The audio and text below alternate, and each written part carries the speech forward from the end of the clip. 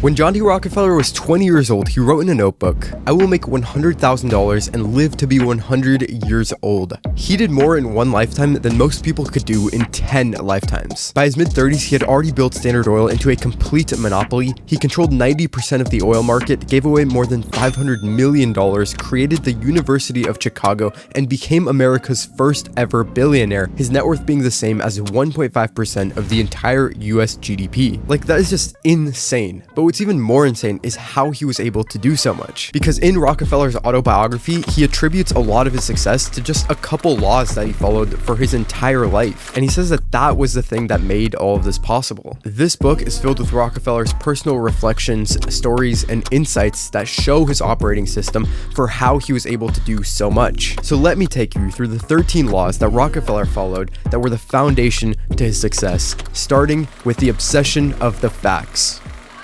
Get the facts. How can you make a decision until you have the facts? So the first thing about Rockefeller was that he was obsessed with facts. He was constantly saying things like, be sure that you are not deceiving yourself at any time about actual conditions. He made sure to gather up as much information as possible before making any decision about anything. And so he put trackers on pretty much everything in his life and his business. Every penny that he earned and spent, all of his oil production costs, all of his competitors' oil production costs, his employees' productivity, even in his own life, he tracked things like his diet, his routine, and his stress levels. I mean, this guy was truly obsessed with tracking everything in his life, and it was because the more information he could get in, the more he could outsmart everyone around him. It is not always the easiest of tasks to induce strong, forceful men to agree.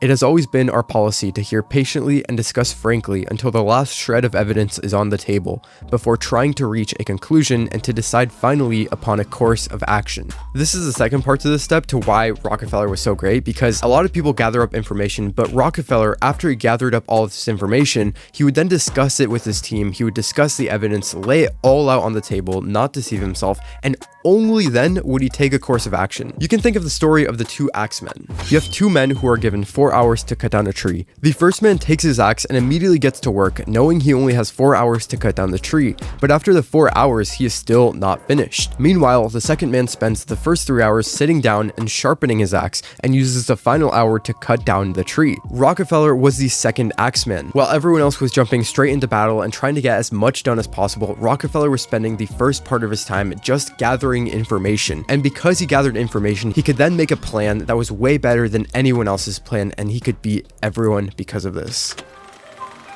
Lead by example.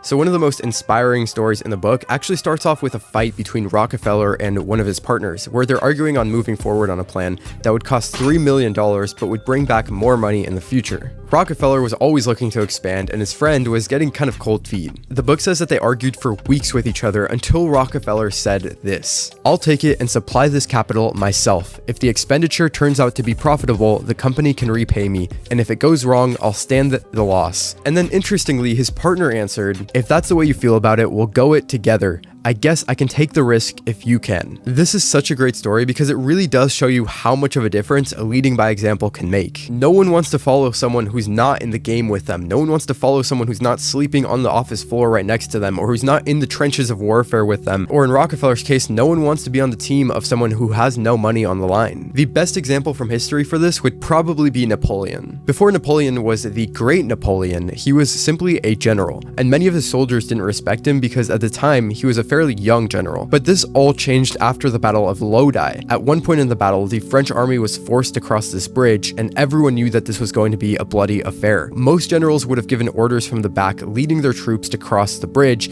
far away from danger. But Napoleon gave orders right from the bridge and even helped his troops position cannons in the middle of the battle. After this battle, they even gave him a nickname. They called him Le Petit Corporal as a way of saying he's just one of us. And that's why leading by example is so powerful. Sam's Murray, the CEO of the United Fruit Company, was the exact same way. Fruit at this time was mostly grown in Mid or South America, and most CEOs tried to manage their fruit companies all the way from the United States. But Sam was constantly in Mid-America, walking around plantations or walking around the ports where they imported the bananas, and because of this, his company performed extremely well and people actually wanted to follow him. Rockefeller was the exact same way. He was constantly putting his money on the line because he constantly wanted to expand, and he was always walking around the factory floors, getting to know the tasks, getting to know the workers, and because of this, people were actually willing to follow him. The greatest leaders in history are always at the front lines with their troops or with their employees or with whatever it is. They don't sit at the back, and that's why leading by example is so important.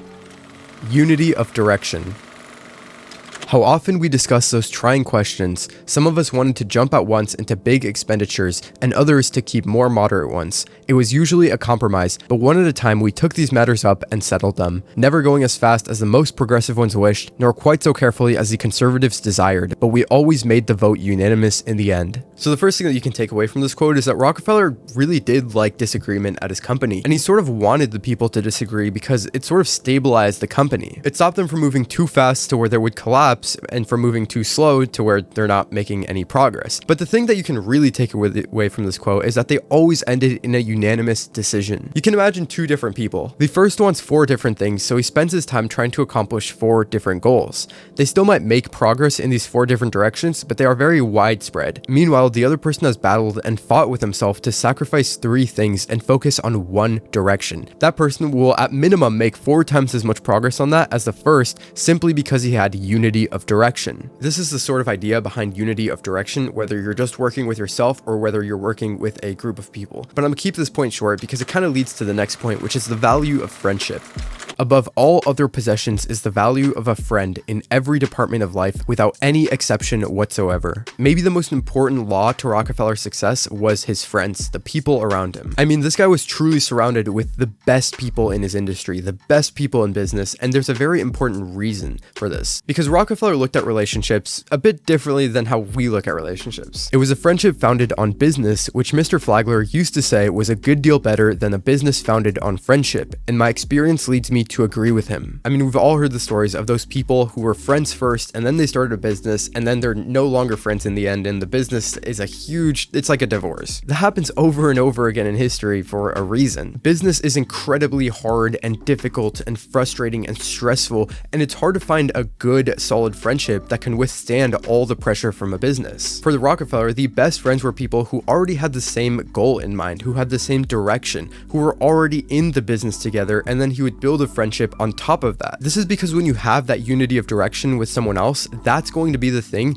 that lets you withstand all the hardships and all the stress. It won't tear you guys apart, but it'll actually bring you guys closer together. Rockefeller even said, "It gives me pleasure to state that the confidence which I have freely given to businessmen with whom I have been associated has been fully justified." He then goes on to talk about the type of person that you should constantly surround yourself, and that's competent people. Everyone knows the saying that you are the aggregate of the 5 people who you spend the most time with. And this seems to hold true for Rockefeller's philosophy. This enterprise, in common with many other important business undertakings in which I was interested, required very little of my personal attention, owing to my good fortune in having active, competent, and thoroughly reliable representatives who assumed so largely the responsibilities of administration. Because he was able to surround himself with competent people, then he was able to trust them with his business, and he was also able to be more competent himself. And this was a large part not only to his success, but also to his philosophy. So if you want to incorporate this Rockefeller law into your life, it might be difficult, it might be painful, but really look at the people around you and ask yourself if this is a person I would go to war with.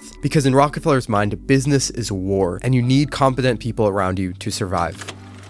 Commitment to detail.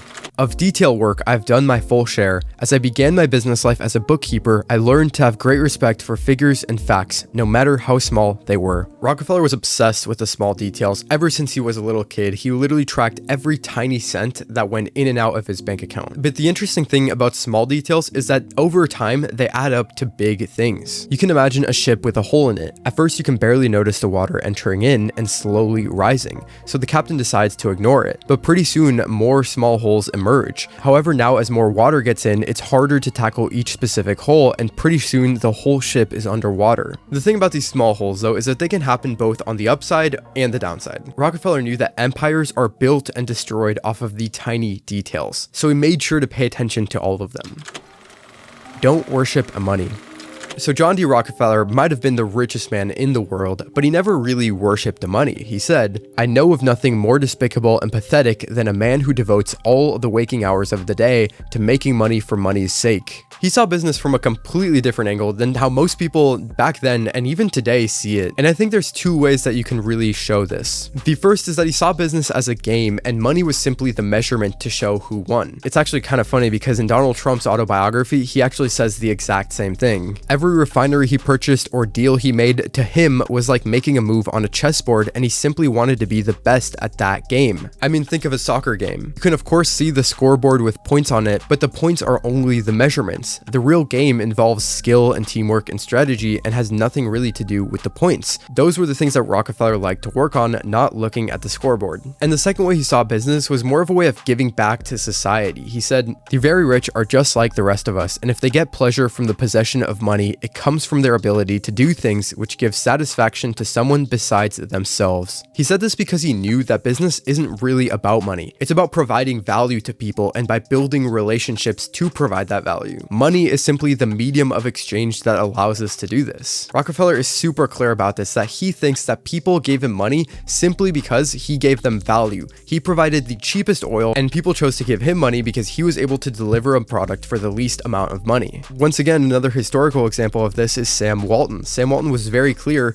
that people chose Walmart because Walmart had the best deals and he was simply providing value to people. His whole thing was literally, "I'm saving people money by making Walmart." For Rockefeller, this meant that he was taking something like oil that was previously expensive and he was making it cheaper so that more people could afford it. So many of the greatest businessmen in history thought in this exact same way. Henry Ford making cars the standard, or Elon Musk making rockets 100 times cheaper. Every time Rockefeller used war tactics on small refineries, in his heart, he thought he was actually doing something good for the world because people kept choosing his product over the rest of the world, and because of that, he thought of it as adding value to the world instead of making it worse. So to Rockefeller, money wasn't the most important thing, but it was actually building good relationships with the customer and his partners. See problems as blessings. This is another big one. Naturally, people of modest means lead a closer family life than those who have plenty of servants to do everything for them. I count it as a blessing that I was one of the former class. This is another thing that gets repeated over and over again throughout history, and it's to see the blessings inside of problems. When you compare someone who grew up rich to someone who grew up very poor, it's very easy to believe that the person who grew up rich had it very easy, that they were destined for success. But the thing is that for a lot of people, growing up poor was actually a blessing for them. One way to look at this is just by measuring happiness. A lot of studies show that happiness tends to be relative, so you can think about the rich kid going from 100K to 200K, it's not going to feel as good as a poor person going from 0 to 100K. Not only that, but a lot of the great people in history were able to take just massive risks, and part of the reason for this is because they had nothing, and because they had nothing to lose, they were able to do these huge risks. Steve Jobs taking the risk of starting Apple from his garage, Walt Disney taking the risk of just painting all the time when he was younger. This is also a big lesson in business because business is problems, and there's a great Rockefeller example to show you this. You see, in the 1860s, there was really only one focus for refining crude oil, and that was making kerosene. Kerosene was the primary fuel for lamps before there was electricity, so it was a massive industry. The problem was that there was a lot of waste in that business because only the kerosene was being used. But Rockefeller knew that behind every problem is a blessing, and so he spent a ton of money on researching this waste, which was mostly gasoline, naphtha, tar, and paraffin, and he used this waste to make a completely new line of products, things like paraffin wax, asphalt paving, and Vaseline. And this was all just because he saw business as problems. He saw this waste as a problem and he tried to find the blessing in disguise. To him, every problem was just like doing a puzzle, and once he finished it, he could find the gold on the other side. Importance of mentorship. The training that comes from working for someone else to whom we feel a responsibility, I'm sure was of great value to me. This is another one that gets repeated over and over again throughout history. Alexander the Great had Aristotle, Michael Faraday had Sir Humphrey Davy, Arnold had Joe Weider. Great people seek out great mentors, and Rockefeller was no different. In January of 1856, Rockefeller landed his first ever job at the Hewitt-Tuttle Company, and he started working for a Mr. Tuttle. About this, Rockefeller says, "For the next year, with $25 a month, I kept kept my position, learning the details and clerical work connected with such a business. So as you can see, Rockefeller treated this like more than just a job, but he treated it like an apprenticeship, and he used this job to learn as much as he could about business as possible. Throughout the book, Rockefeller is constantly talking about lessons that he learned as a kid that he later applied as an adult in his business life as well. So this is why information and knowledge is so important, because you never really know when you're going to need to use it. The great thing about mentors though is that it's not just some guy writing on a chalkboard and teaching you from the front, but you're actually getting hands-on experience, and you have someone to give you active feedback while you're working. This was pretty much Rockefeller's only training before he got into business, and as you can see, because he was like a sponge and he absorbed all of the information, he made it very far. Don't sleep on success.